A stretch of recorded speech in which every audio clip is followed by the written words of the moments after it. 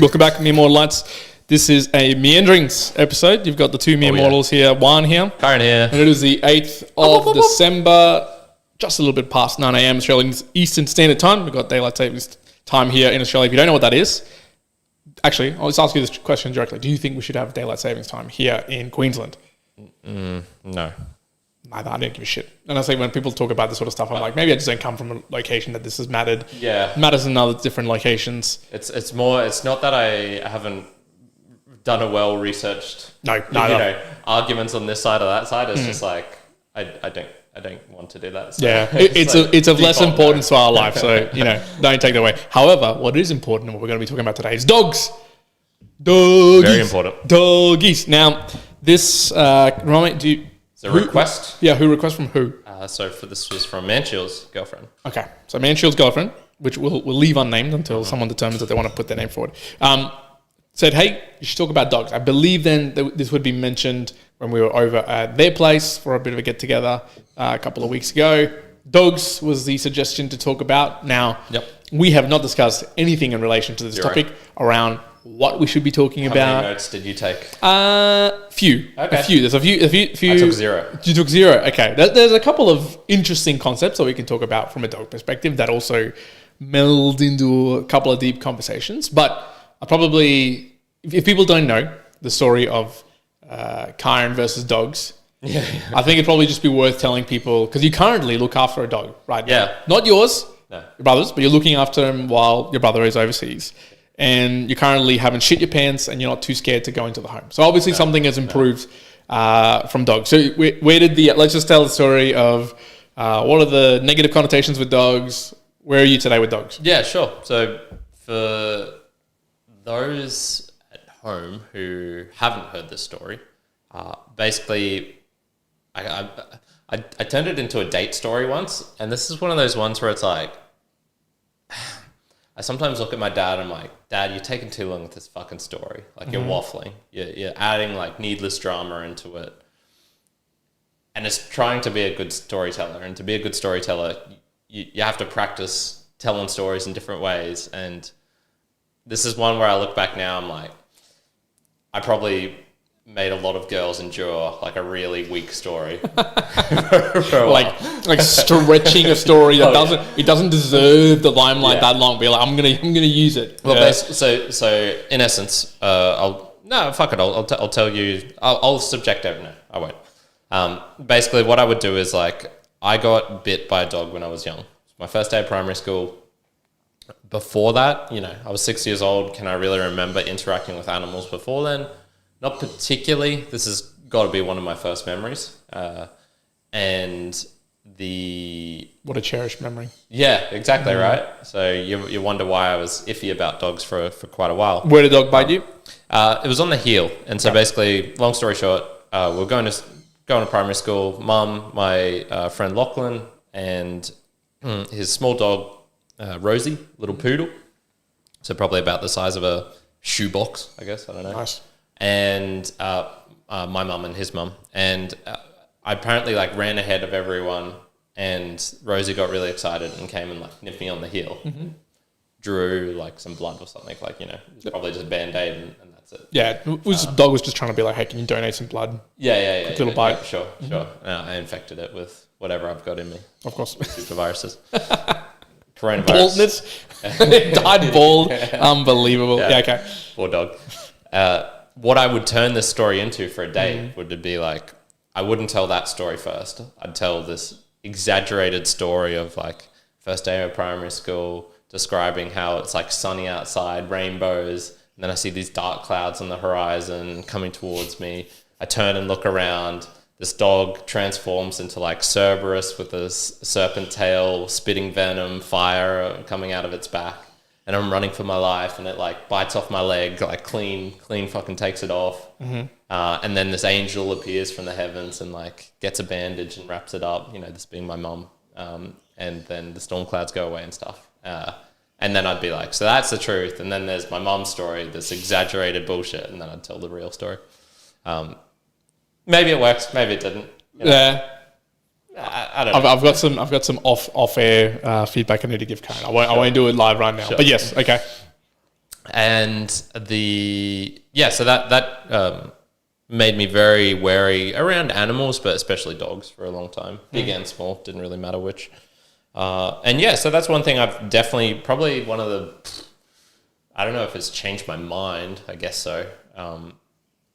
Changed something that I thought was fixed in me, which was, I don't get along with dogs, dogs don't get along with me. And I had things to back this up.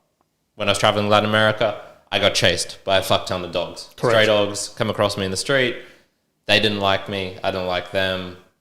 Plenty of dogs have barked at me over the years. I'm being selective, obviously, but I think even just you could sense my nervousness around them, and they'd probably get nervous as well. Having Butters as a puppy, this being my brother's golden retriever, for a year and a bit now, and I helped look after him when he was really young, taking him outside when my brother was at work and stuff. And then now that I'm kind of living with him, I guess, seeing him every day, been looking after him for the last week entirely by myself.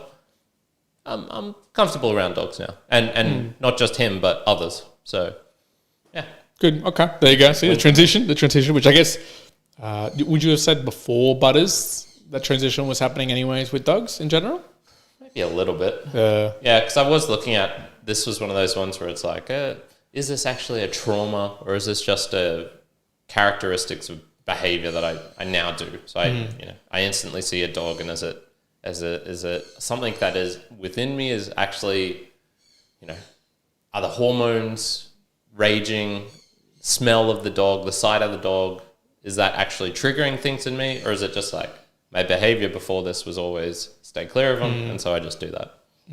Well, and there's I'm pretty sure most people do say this, in that the way that you act or behave or exhibit some sort of action or emotion to, say, a dog, then they're going to reciprocate in that, like, oh, they smell your fear, and like, that's sort of stated with other animals around. If you show fear, then they're going to latch onto that and do something more to it.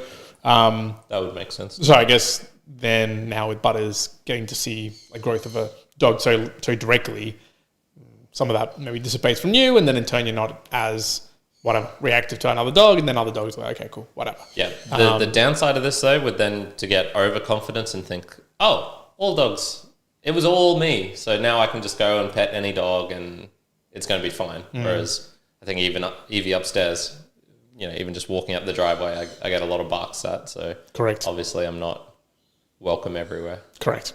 Now, so I was going to say in an opposite way for myself. I'm trying to remember. We did have. You hate dogs now? No, we definitely had dogs when I was very young. We had a little brown lab, I'm pretty sure, just before we left Colombia. Then we've always had like family dogs to the day, and I've had 2 dogs within, I guess, like our family home that we've lived in the last few years as well. Now, I have been bitten by dogs. One time I was bitten in the face by a dog. Really? But that was like, and by recent, I'm talking probably when I was 22, 23 years old. It didn't deter me from liking dogs, but it did make me cautious about certain types of dogs, especially the more from I would say I wouldn't say the type. I wouldn't say that the type of dog. It'd be more the positioning and the environment of a dog. So if they're trapped in a corner and injured, probably not the type of dog that you want to approach. However, similarly for my daughter, when she goes close to small, and this is probably incorrect, when she goes close to small dogs, I feel like, it's fine, it's cool. And I'm talking dogs are about her size, 80 centimeters to a meter. However, if she goes close to big dogs or pit bulls or terriers or something to that relation, I kind of go like, whoa, like pull back. Not that I don't trust you necessarily, but I have this maybe bias where I've seen some videos, I can see that it goes wrong. It's kind of the inverse in some regards, because it's the little dogs that can be the worst ones in like doing little nibbly bites and whatnot.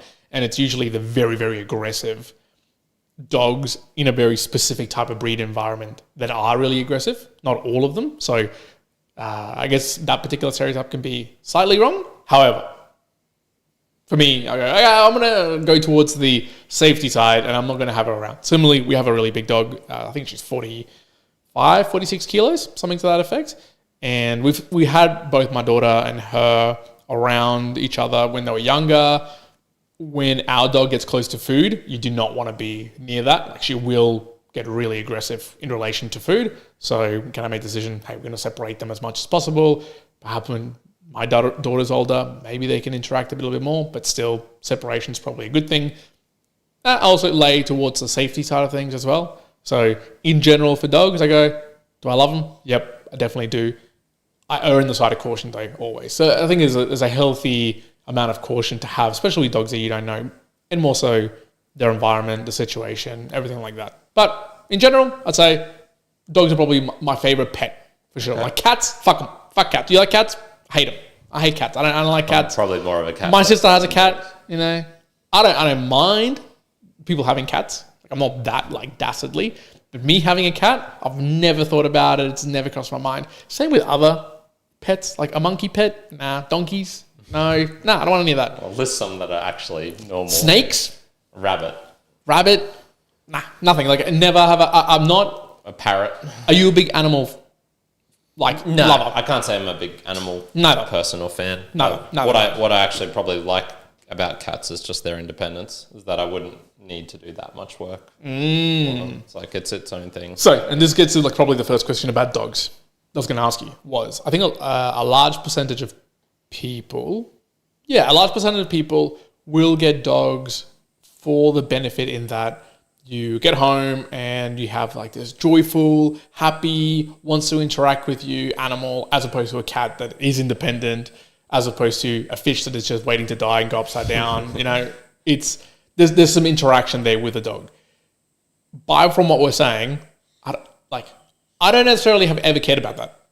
Like ever have I ever wanted a dog for that reason? All right. Have you ever wanted a dog for the reason? Or do you find that now having Butters, let's just say, it's kind of there's a certain amount of joy that you get coming home and I can see it. I can see why it's fun. Yeah, and even like waking up in the morning, first thing you've got is just like a really nice, pleasant interaction when you wake up. Unless of course he shits on the floor like he did the other day, because we're changing his food from puppy to adult, I guess. Less fun, but it wasn't the worst thing in the world. So yeah, I can understand that. It's one of those ones where I'd heard that argument before, and intellectually I'm like, but now I go like, yeah, I can get it. I'm trying to determine whether I would be like that if I had ever just owned a dog. Why do you like a dog then if you don't enjoy that aspect of it? Well, or if it's maybe this is the reality. I don't know if I like really that much enjoy owning a dog.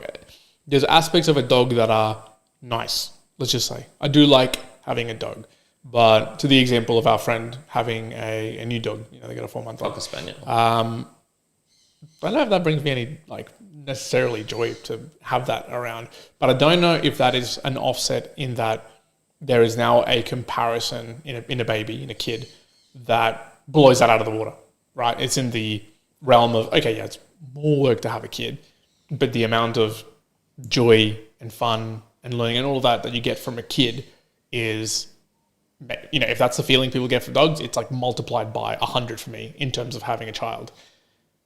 So maybe it's just a case of I've never experienced owning a dog on my own outright, and maybe there would have been that, because then with a partner, okay, I probably more favor the joy that comes from coming home and seeing my partner versus a dog, and then multiply that many times fold on a kid. So I don't know if my view of that is just shifted because of that, and I have a feeling it is. Yeah, it sounds like it's good training from what I gather as to what a kid is going to be like.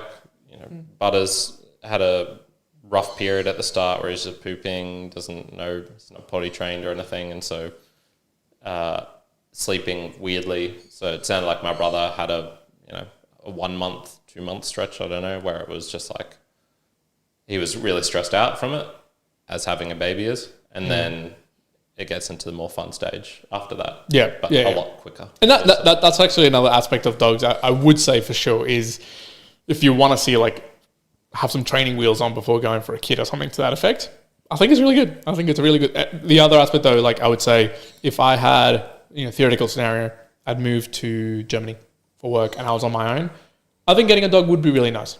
I could see how that aspect of having a dog to have a companion in a time when maybe you're more solitude, that would be cool. I can see that. It's just in the current time, or really like realistically, all of that I've lived in my life has never been necessarily on my own for any extended period of time. I just haven't situated myself in that to be honest to say like, oh yeah, there's a lot of goodness to suggest that. Yeah. Would you teach it to Sig Heil like Count Dacula did? That actually genuinely did that? Yeah. So there was this English dude. It's a really fascinating story. There's an English guy who had a dog, and I believe he taught it how to Sig Heil. So he'd say Sig Heil and it would lift up its paw. Wow. And he got in a lot of trouble. I think he actually went to jail over it. Holy which is smoke, really okay. interesting because England's hasn't got the strictness that Germany and some of the other Belgium countries and stuff related to like Nazi paraphernalia and what would you call it, like Hitlerian ideas. If you're posting that online, it's very bad. I'm actually not sure what they are with regards to in terms of Mein Kampf. Are you allowed to read that book there?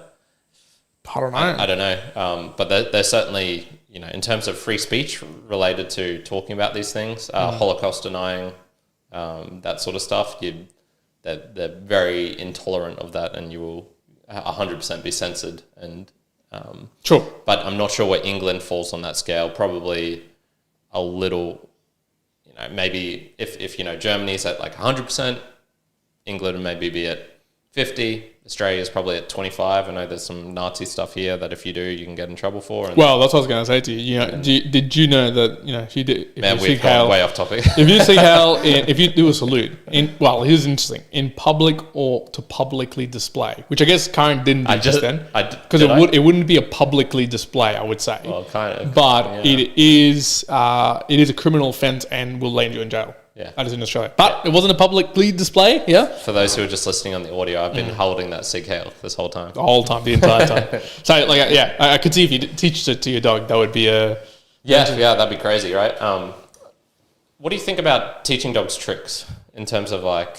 Pavlovianly or in some other ways? Well, I guess... Oh, what do you mean by that? Like in that demanding, repeated way where it's like, okay, I'm going to train them in a... do this, treat you right. Do this, treat you right. Or don't do it, punish. Don't do it, punished. Until like they learn specifically. Or do you mean training them in like Is there other ways of teaching them other than that? I guess it's just general. I guess it would be, but example, our dog that we have, we didn't do any type of training, like direct training like that to sit or to do like what you've got with Butters with doing the love heart and stuff like that. That's awesome. That's really cool. Yeah. We never did any training to that effect. She went to puppy training for a little bit.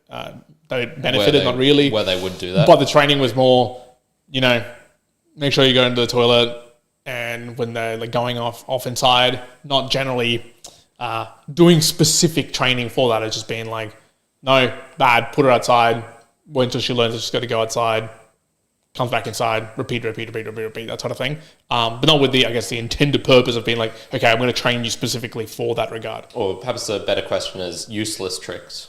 Is that... okay, yeah. Yeah, so Butters knows a whole bunch of useless tricks. We just talked about the love heart thing. You make a love heart with your hands on the ground or up high, and he'll like jump up to it and put his snout into it. It's a crowd pleaser. We'll talk about the perhaps interaction with dogs and humans after the Boostagram Lounge. Sure. But I don't know. Some people, another one, the bang, like you shoot them and they go roll on the over. floor, yep. I've heard at least one person be like, you shouldn't have taught them that. That's a bad thing. I'm like, I don't really buy that argument. I feel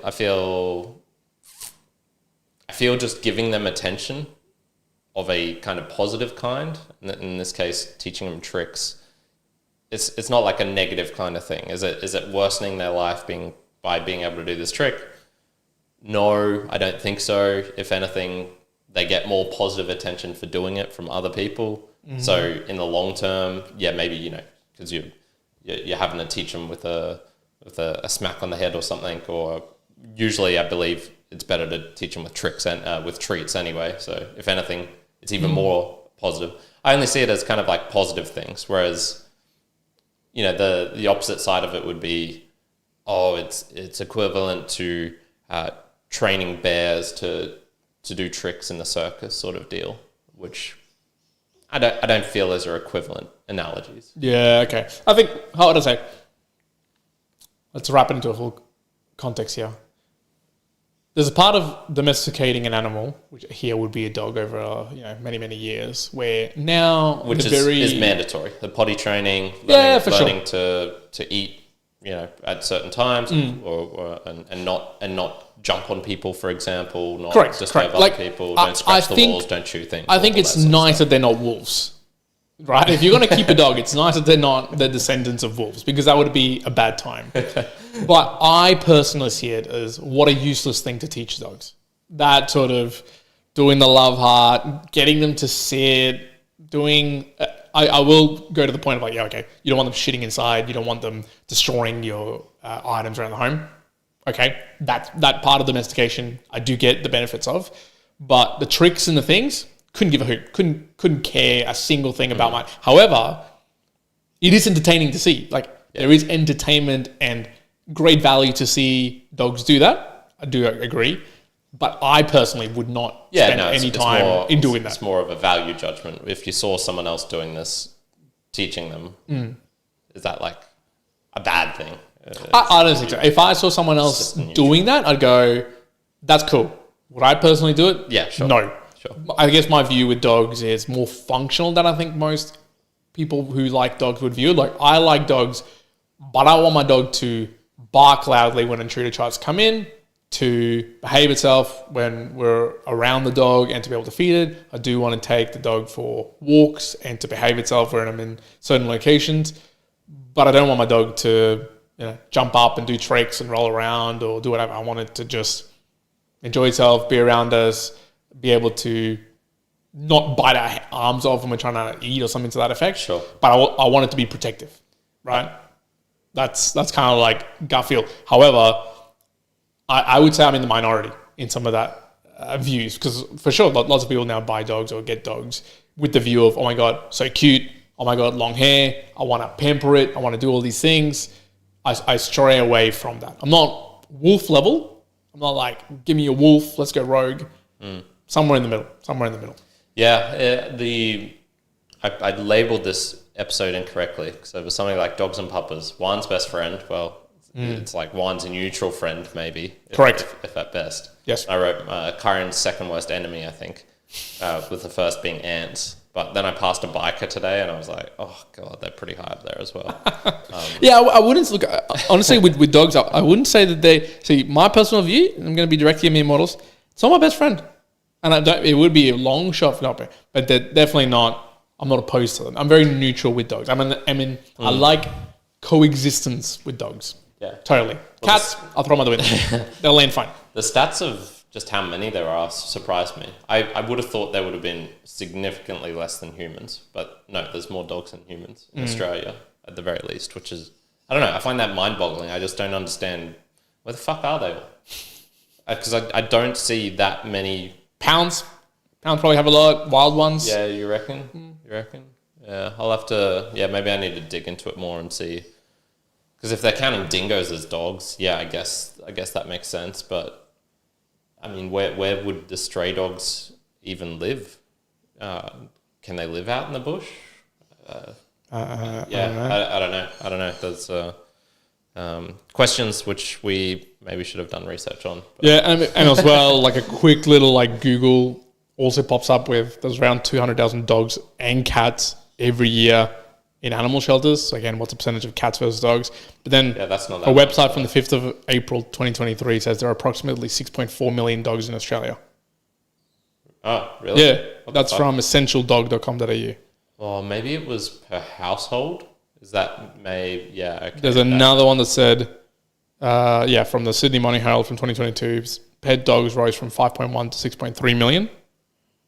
Okay, all right. That makes a lot more sense then. Sorry, the country. Yeah, maybe that's what you read. How many dogs are in Australia? It's the country is home to around 28.7 million pets, with 6.9 million households confirming they have animal companions. So maybe you saw the statistic for pets in general. I guess so. Yeah. Yep. Okay. All right. Ooh, good catch. Look at that, right on the fingertip. You would have seen on the video. Yeah. All right. Okay, that makes a lot more sense. Because I was like, that's a lot of fucking dogs, man. I don't see a dog per person out here. Because I was thinking like some people have multiple dogs, but that wouldn't like come up with as many as needed. Wouldn't even get close. In any case, we might just jump into the Boostagram Lounge. We'll have a quick look at that, have a conversation. Then we're going to get into the deeper part of dog conversations. Absolutely. Now that I've just been hating on dogs, it seems. All right, Kyrin, tell the people about Boostagramming while I bring it up. Yeah, sure. So for those who don't know, this is a value for value podcast. We provide this value to upfront, no ads, no sponsorships, no nothings like this. And all with that we ask is that you return some value in return. Many different ways of doing this. I'll get towards that at the end of the podcast. But this is the section where we like to thank those who have supported us in a monetary sense in the method that we've been asking for these last couple of years, which is a Boostagram. And so that's a payment that you can send directly within the podcasting app of your choice. For the moment, there's a couple, such as Fountain is a really great one, True Fans, Podverse, Podcast Guru, Curiocaster, Castomatic, whole bunch of them. And they a lot of people actually attach a message with that as well. So one's going to read out. I believe we had two. Correct, two. Although we have two from ourselves. What are these from? Yeah, so I went to a couple of crypto events this week. So I was showing some people off the technology. Cool. Okay. Well, I'll leave them alone. I won't comment on those ones. But do have two, and there's two from our absolute fave friend here at the Mere Mortals, Petar. Thank you very much, sweet sir. And he says two of them. And both of them, I'll call it out, a row of ducks, 2,222 sats using Fountain. Quack, quack. That's $3. That's $3 each. Yeah, that's crazy, man. Thank you very much. $3.50. Thank you, Peter. So here we go. First one. I always thought poor mental health was an evolutionary adaptation to help teaching you something is majorly wrong in your life and to motivate you to make difficult but necessary change. It's really a gift of nature. On the flip side, if you end up killing yourself, I guess you're now no longer wasting resources and procreating humans no longer have to compete with you. Brutal. Either way, it's a win-win for the species. Brutal. Thank you, Peter. That's definitely the sort of way my dad would view this sort of thing. Look, I won't go like... I think if you express that view to most people, at least in Australia, you're not going to get a positive response. No, I agree. But I will hold the line, and I won't go too deep because I think I hold similar views to Peter in this. But we talked about this with our daughter around the concept of the difference between mental health and being active in your choices versus the defaulting to it's this and that, or you got to medicate with this and that. I guess my default view is look. There's genetic variabilities, environmental variabilities, and there's decisions and actions that you can take. And I think often some of those can be strong. You can do things about that versus the defaulting to woe is me. It must just be because of this, and so now I'm going to be medicated. I'll call it out here because it's something that I shared with my partner. It was in the US. I don't know what state it particularly was, but they were talking about it was a mum and dad. I think the dad in this particular video looked a little bit like. He was mentioning it, like he was saying something, but he looked a little bit taken aback. But the mum was like, no, our daughter told us when she was 1 year old that she's trans. And so we want to support her in going through her sex change and doing X and Y, Z because she's got this. I know. And again, so my view towards it is like, I don't know if this is a correct assessment of the situation. I would probably say that there is some mental health challenges going here, but the evolution of where we are today, I think has move the conversation from, wait a minute, like you kind of need help. Like that sounds like you need some support in other ways, as opposed to almost cherishing and embellishing that particular idea in a supportive way. I kind of go like, I think we're deviating away from probably what would have been a more correct assessment of the truth at that point. But yeah, you say that currently, right now, and I think most popular scenarios, and you're going to get haunted on. I think you're going to get chased down. You can apply that same thing to almost anything though, right? You know, you could say that people with cancer, it's like it's weeding out the genetic pool, and then you're like, oof. Because that feels less. Yeah, I don't know if that's. I don't know if I would say that it's exactly correct, because it either partly, most humans do have cancer. It is just how active that particular cell then becomes to become the cancer that proliferates around the body and kills you, right? The actual cancerous cell versus just having stagnant cancer cells. So there's that aspect. I think that more falls in the probability and genetics than it does really anything else. Yes, you can have environmentally caused cancer, aka smoking or being around uranium, or being around the elephant foot from Chernobyl. Probably not going to be a good thing for you. But I would say that's a slightly different view than straight up like, oh no, you seem to have, for whatever reason, have created some challenges from a mental health perspective because environment, genetics, whatever. But I think, I would have said that, in the 1950s, 60s maybe, the view towards it might have been, to today's world, felt like a stronger or more direct approach. But I would hazard a guess that it probably worked in different good ways than right now, just the pure acceptance of, oh, well, I just have a terrible way to absorb, what you say to me as a teacher in this way. So fuck it, I should be medicated, or I should have set as a disability so that I don't have to. I kind of go like, well, I think you're masking the true issue. It's like masking away the issue versus the direct address. Yeah. So I'm sure we'll get lots of support on that particular topic. And the other one from Petar was, when you tell strangers you're retired, so this is from Kyrin saying that he was semi-retired, they will assume you have some sort of inheritance coming your way and don't need to work for money. Little do they know that you just don't see a need for collecting money. That's an interesting one. I'm going to try out a new strategy, which is if someone asks me, oh, so what do you do? I'll ask, now, are you asking for money or for fun? Because or what I do with my time, and really try and separate the two. And then I feel that's a good way of then being able to just give the explanation of like, look, I retired, 6 years ago, got enough money, I invest it, I don't really need to do much for it now. But the fun stuff, like the hobbies, the time, that's what I spend most of my time on. That's what I do. And then I can talk about those. Yeah, look, put it in a positive my take on this, I'm not going to be harsh here. I'm going to be kind, Kyrin.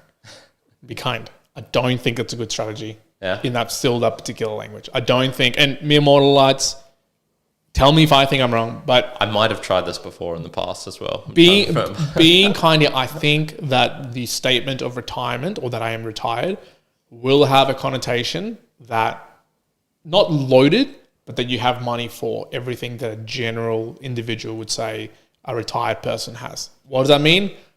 Houses, cars, some other stability, which is the general consensus. I think you have to change that wording to something else. And it was part of what I was going to say, actually, that I will keep off air. But I think a different approach might be best, because the reality is it's something like self-sufficient. Like I'm self-sufficient in my current life. Something to that effect, where it's where you're kind of more stating that you're living in a super free way until that needs to change. Because the reality is, say someone comes up and you do meet someone and then you have a kid, something's going to have to change. Because right now, from that reality, maybe something has to change if they want something. I think the wording of retirement, and maybe like what Petar's saying, because the more correct, and I think he called it out, is I think it's more so that you care less about money and more about freedom. And that's a really important distinction that I think would help people understand that better. Yeah, I don't know. But I digress. But it also depends who I'm saying this to. If it's to someone, I guess I don't want to give the wrong impression per se, but it's also, if you're chucking extra details of stuff that I haven't elaborated on onto me, there's nothing I can do. That's correct. That's correct. I'll the other bit, I'll leave it. I'll leave the other bit. But no, Petar, thank you very much. That's very much appreciated for those boosts coming through. And as Kyrin mentioned, you can do so. You can boost through podcast.com/support if you want to know more. Correct. Okay, let's get back into dogs. and a little bit more into the connection into this humans. One thing which you just Jazz mentioned today, which I found kind of interesting, was dog was one of Vienna's first words. Correct. I didn't expect that. I guess just because you guys say the word dog so much because you've got one. Is that the kind of reasoning you think? I think that probably, that would be one thing. Like often when she was younger, we would say things like, "Oh, look, it's Evie the dog, the dog, the dog." Dog gets said a lot in shows, like in kids' shows. Dog is a really easy word for kids to generally pronounce. Why? D is a little bit easier than Z or S or something like that. So D is easy. Okay. So I think just the pronunciation of it is fine. Like, generally it's dog, ball, mum, dad, those words that are single items that are just easy to say. So dog ended up being like one of the first words she ever said, which it's interesting, I guess, not too dissimilar given the fact that we do have a dog. So it's more, but is that related to her spending a lot of time around a dog? No, I don't think so. I think it's just a repetition of the word itself. Case in point, I think Elon Musk's, one of his 12 kids, X, I think it is X, one of his very first things that he would used to say when he was like a year and a half or something like that, was 3, 2, 1, go, in terms of countdown from a rocket. So, generally kids don't learn backward counting. Backward counting comes a little bit later. First goes forward counting.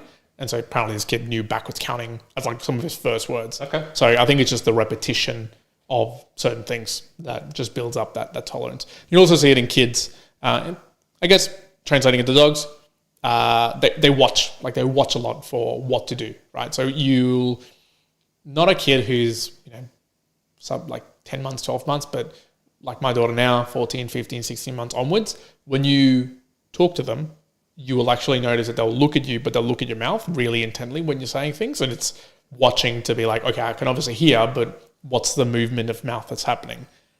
Similarly, dogs, if you have a dog and you're asking them like, get out, like out, or something to that effect, they don't translate out as a word. They translate the meaning and the body language and everything else that you're stating out, plus whatever behavior that you've practiced in the past. So, you've always gotten a dog outside, but it's taking you food to get them outside or something.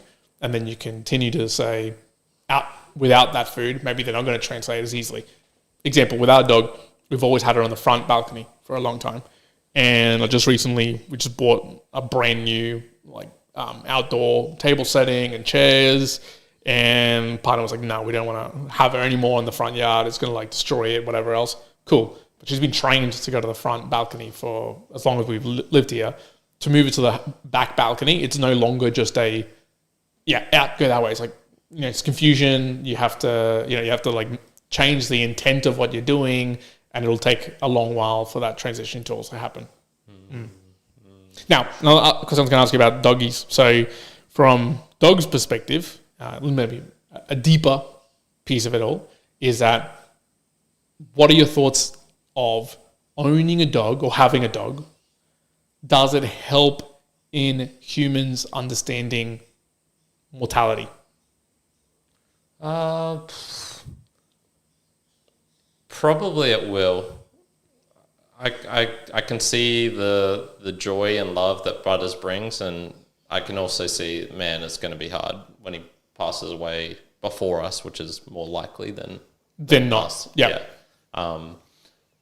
And he's so young, so it's not something that really goes through your mind, because it's like he hasn't shown any signs of aging other than just getting bigger and fatter. So it'll be when he hurts his hip or that sort of thing. That's probably when that starts to come in. So I never had pets as a kid, so I don't know the experience of growing up with one and losing one.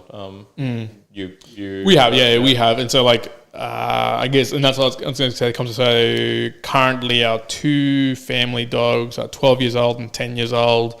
Our dog is 9 years old. We've also gone through the experience of losing a dog as well. We had a dog previously that we had to go get put down, and then but like a miracle of miracles didn't have to and then ended up going somewhere else.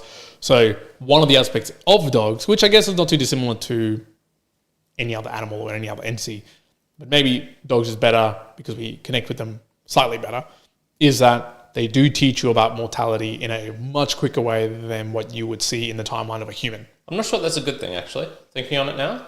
And the reason for that I think it's a good thing. I think it's a good thing. The reason for that is I've seen some people who seem to have grieved a dog as much as they would grieve for their like closest loved ones. It was as intimate with them as their sister, their mum, their dad.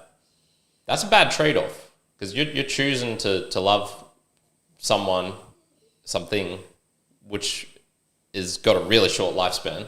So you're like definitely choosing for a lot of pain in a shorter period of time than is necessary. Yeah, I would argue that's a good way of putting it. So just imagine someone who's perhaps they have equal ability to love human beings and to love animals, and they can create that intimacy at an equal level.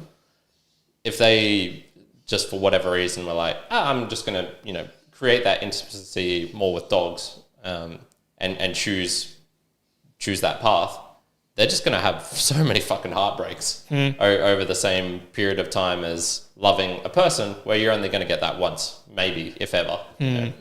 So, yeah, in that case, I could see it being a detriment. Yeah. Yeah. I view it in the other way, in that the finite nature of life is what brings a lot of its value. If you didn't have finiteness to something, put it to a human. If you could, I was having a conversation with some old work people the other day around the table on this. If we lived to 1,000 years old, you would, if everyone did, I think you would care less about the day-to-day interactions with them, not more, because of the amount of perceived time that you have with somebody.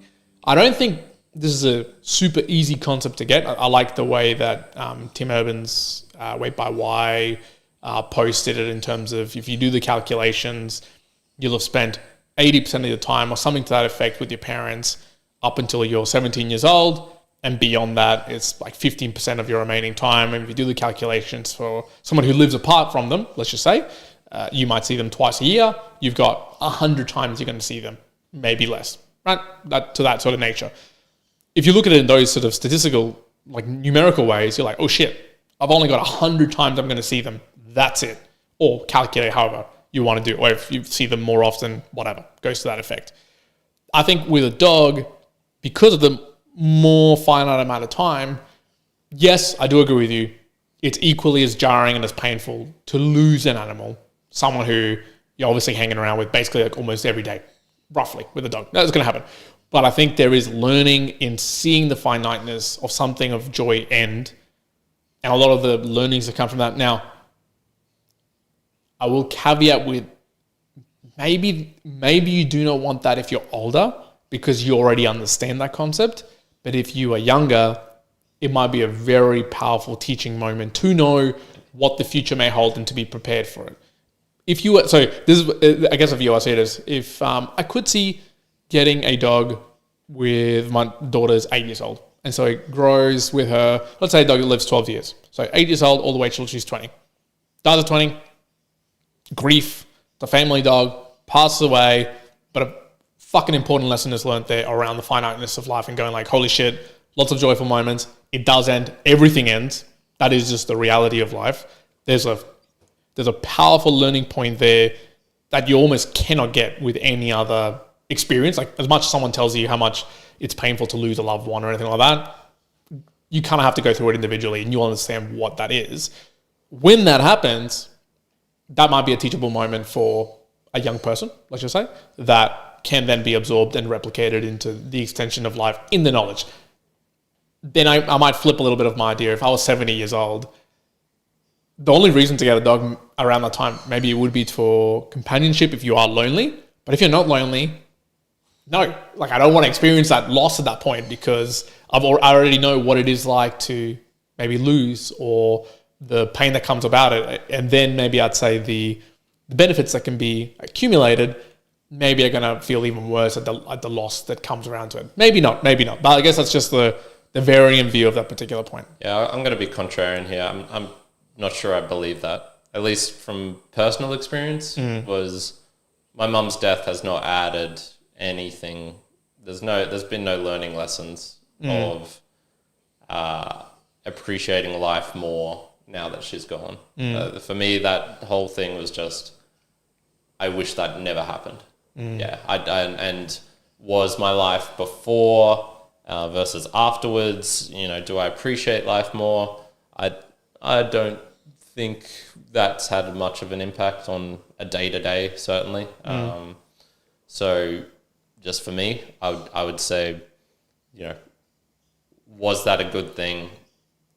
Unequivocally, it was a bad thing. There's nothing that I can really take out from that suffering and the loss, which also gets, I guess, into the the life extension arguments, and a lot of people would say like, no, you need to have the finiteness. The finiteness is good in of itself. Yeah, I don't believe that. So let's just say like we cure most things. We can live for a long time. We can apply that same technology, let's say, to our pets as well. So dogs aren't living 8 years, 12 years anymore. They're living 800, 1200 years.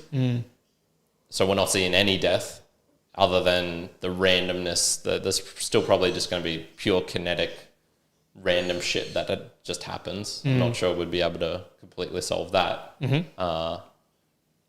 But would we then want to replicate artificially a death and to learn these lessons?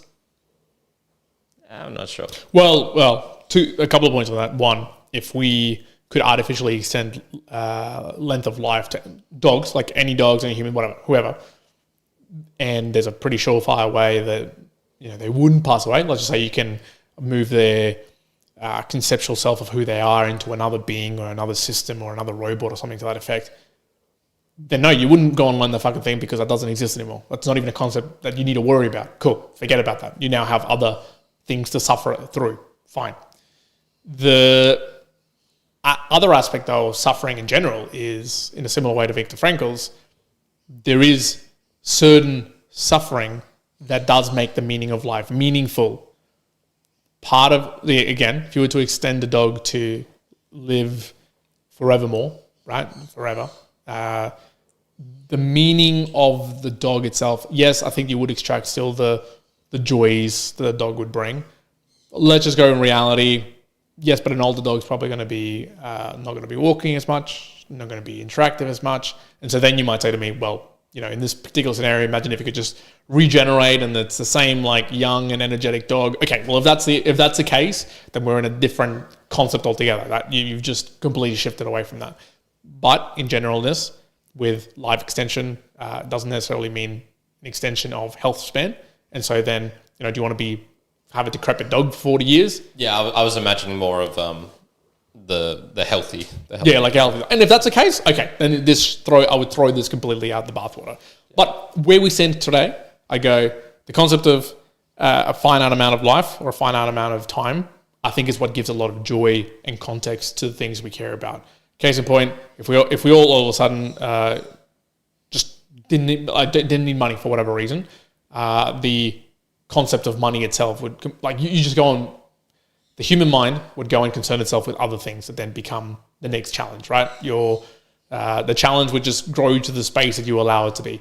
And I just have a view that with a dog, at the very least, the aspect of mortality and finiteness of life is a powerful lesson that can be learned there that maybe, I was going to say that maybe can't even be learned in like with the aspect of a human, but that's untrue. I think that can be done as well, without negating obviously the fact that it is a sad event.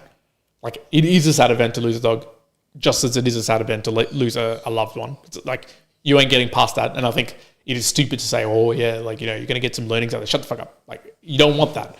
But I think the learning aspect is Yes, but is 12 years of joy with then the loss of that still a net positive? Yes, it is. And I think that's a powerful lesson to have in like, okay, then that means you should be able to then extrapolate to having a relationship with someone, even if potentially 7 years on the timeline, it doesn't work out. Because the 7 years of the relationship is a positive. It's kind of like the people who say, and maybe it would have helped these people, who say, fuck, I knew this person and I was, with them for 3 years and we traveled all over the world and we were planning on doing these things and then we broke up. And then what a waste of time. And it's like, no, it wasn't a waste of time. I'm sure you enjoyed it during that time. Like all of that was joyful. Similarly with a dog, I tend to think that you wouldn't go like, fuck, I've walked this dog all the time and I fed him, like what a waste of money. No, you wouldn't be like that. I think in general, you're going to be like, man, there was a lot of great moments. And you know what? If I had another dog, I probably would recall these moments a little bit better, which I guess with dogs, we tend to do that. We tend to replace a dog with another dog. Does everyone take all of the learnings from it? No. But there's a certain finiteness that then spreads into a human where it's like, yeah, we do that with dogs. We cannot do that with a human, not at this current stage. And so I think that's the learning of like, oh shit, there's learnings in that. Yes, we can replace them and then sort of settles the pain, but it's the projection into humans of, oh, you can't do that to humans. And then there's a reality of, oh, it's one life. It's these interactions and that's it. And there will be pain multiplied by however you want in comparison to a dog. That's maybe the learning that I'm thinking. But, when I'm older, like now, I kind of don't want to go through that. You're right. Like I don't want to go through the death of a dog. Like I kind of know that concept already. I don't need to go through it again. That's just unnecessary suffering. Yeah. That's it's like voluntary and involuntary suffering. Not arguing that there's not benefits to that, but it's more, I make myself suffer a lot with the one-arm handstands. I hurt my body psychologically. It throws you through mind tricks. You're like, fuck, this day was really good. That day was really bad. I don't need to do any of that stuff. But having Butters die, having my mum's die, friends going through bad things that they don't want to go through. But, if they're choosing to do Kokoda Trail and like suffer a lot like you did, and it's like, okay, it's on you. You're doing that. Yeah. Yeah. There's and I hope you do learn things through that. So yeah, it's for me, it's more the voluntary and involuntary suffering. Yeah, that is a good variation when it comes to that. What do you think about? So we went to Soso's run club. I did for the first time. Correct. Yesterday, got up before 5 a.m. Everyone, that's a pretty impressive feat. Yeah. That's probably the most impressive thing anyone's heard this whole year. And I took Butters along, and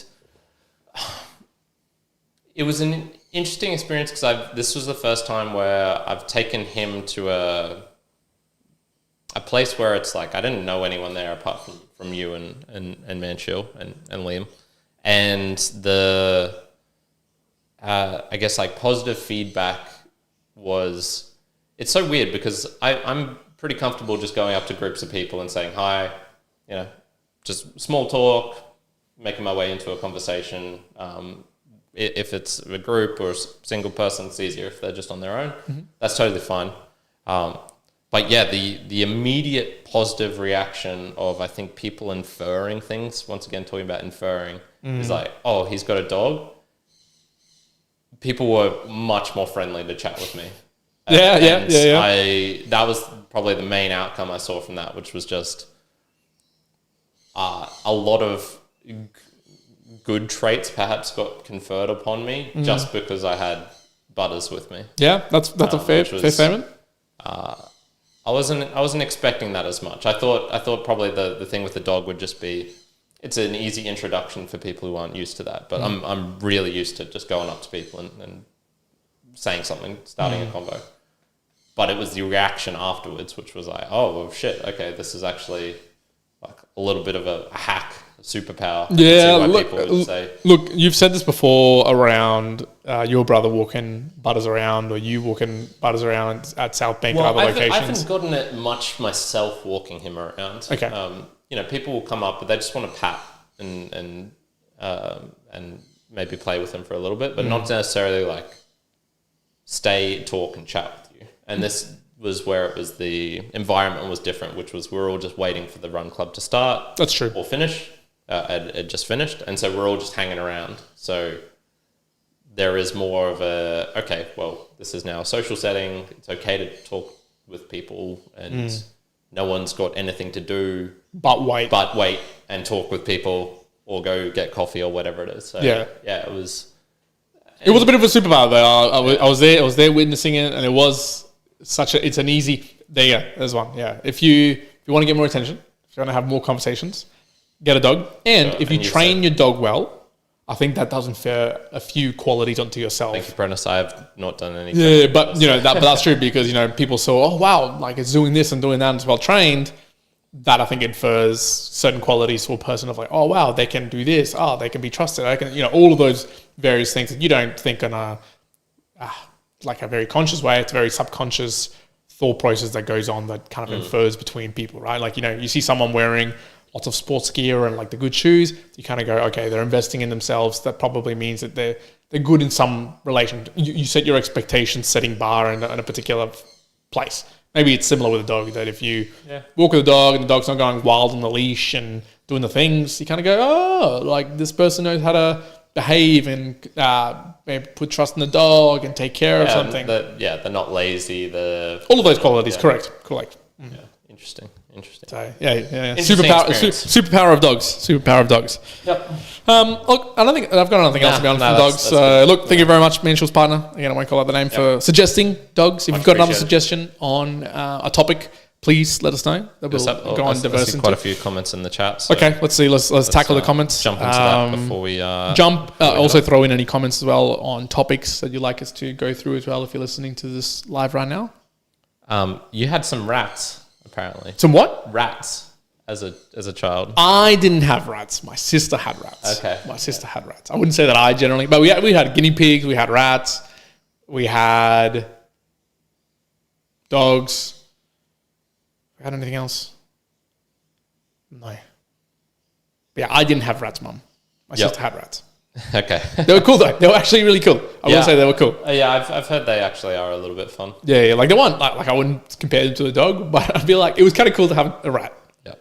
I think Joey Seth Comedy is setting up a joke here, but he's only read the start of it, which was, yo, Kyrin, next time you walk Butters and a stranger asks to have a pat, and then he just hasn't written anything else. So unless he responds in the next minute. He's leaving the joke to be finished. This is why he's such a shit comedian. Damn. He just does the setup and then forgets to tell the joke. Unbelievable. Just pause and just begin something else. All right. Well, we'll end it here. Thank you everyone for joining in. Much appreciated. Oh no, wait. I see it on the actual chat over there, but it's not appearing on my phone. Okay. I'm going to quick look. You should get the stranger. Here we go. You should pat the stranger on the head. Oh, okay. Thank you, Joey. There you go. So when they pat the dog, be like, oh, can I pat your head? Yeah. So a stranger asks to have a pat, you should pat them on the head. Yeah, maybe. Sure. Why not? That's a pretty bold move. I like it. Yeah. Maybe at least. What if? Yeah. I don't know. That's a ballsy move. It is. Sounds like a Joey ballsy move. Yeah. Look, we'll leave it there. I do have some ideas for next week's podcast, but if we think of something off this convo, we'll talk about it. Sure. But for now, I'm Immortalized. Thank you very much. Take care. Be well wherever you're in the world. One out. Kyrin out. Good. Woof.